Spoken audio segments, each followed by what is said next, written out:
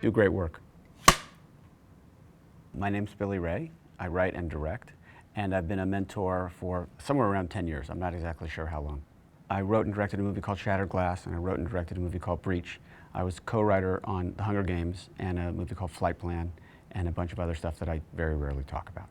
My father was a literary agent, and he represented some of the best screenwriters in Hollywood. And when I was 19, I walked into his office. I said, "Dad, I think I want to be a screenwriter." He said, "Okay, come here." And he took me back to the back of the office. Back in those days, they had these stacks, these metal stacks, where all their clients' screenplays would be. And he pulled out a screenplay for Ordinary People, written by his client, Alvin Sargent. He said, "Here, do this." And that's where he was setting the bar, which I've been trying to hit ever since. There's one movie poster in my office, and it's not a movie that I worked on. It's Ordinary People. Would a studio make that movie today? No way. No way. A movie like that will have to come out of the independent world. And that's why Project Involve exists. I know that when I was on my way up, people helped me. I kind of shudder to think now about how many drafts of how many scripts I asked people to read, and they never said no. And the only way you can pay that back is to help the next generation that comes up behind you. And if you're with people who just want to do good work, you want to do everything you can to facilitate that. Because I don't want to be in a world where people are out there making bad movies. I want to do what I can to make sure that great work is out there and it's watered and celebrated and ultimately gets onto the screen. We're becoming a carnival.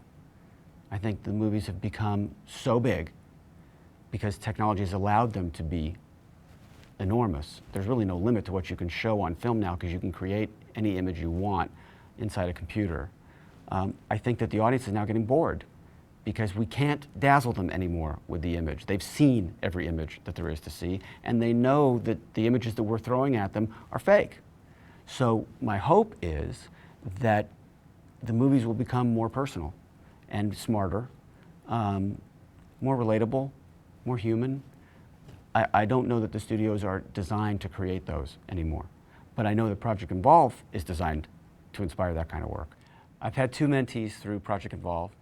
It's been great both times, both really talented young filmmakers who just wanted to do great work and needed a hand or a little bit of advice or some encouragement every once in a while. And it's been great to watch them get better. The process of being a mentor is really humbling because you're looking at someone who doesn't have anything yet. They haven't had their shot yet. They haven't made any money yet. They haven't become jaded in any way. It's really just pure ambition and a desire to do something great.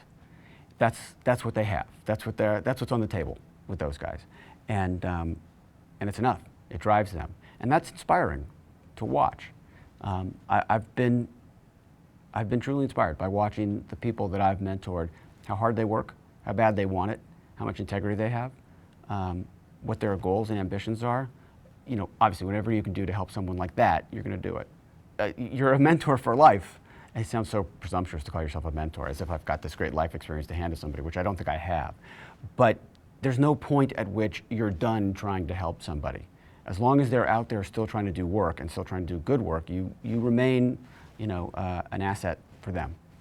I am attracted to, both as a filmmaker and as an audience member, movies that are daring, that are interesting, that are nuanced, have some layers to them, that are human in terms of their scope and relatable. It's not that I don't like popcorn movies. I love popcorn movies, but I want them to be smart, and I don't want them to aim for the lowest common denominator. And the movies that are made by the filmmakers that come out of a project like Project Involve always tend to be the most daring, the most personal, the most heartfelt, the most emotional. Who wouldn't want to celebrate that? You pick people when you want to be an artist who inspire you, and you aim for the level of work that they were doing. For me, when I started, I was trying to write like Alvin Sargent.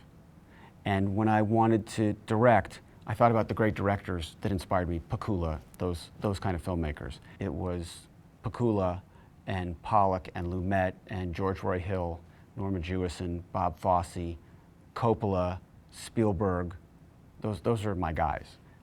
When I sit down to show my kids the great movies that influenced me, it's always the movies of the 70s, and it's always by that same group of people. And that's where I was setting the bar, which I'm still trying to hit. I haven't gotten there yet.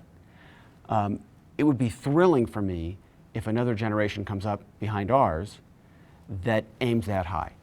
And anything I can do to help those people or encourage those people or inspire those people, I'm going to do. I hope that now that everyone can go make a movie, literally, with the technology that exists today in terms of iPhones and what have you, I mean, it's so egalitarian, anybody can go shoot a movie. I hope that things like Project Involve foster an entire new generation of filmmakers who go out and tell very personal stories in the best way possible and save the business from itself. I think that's a wrap.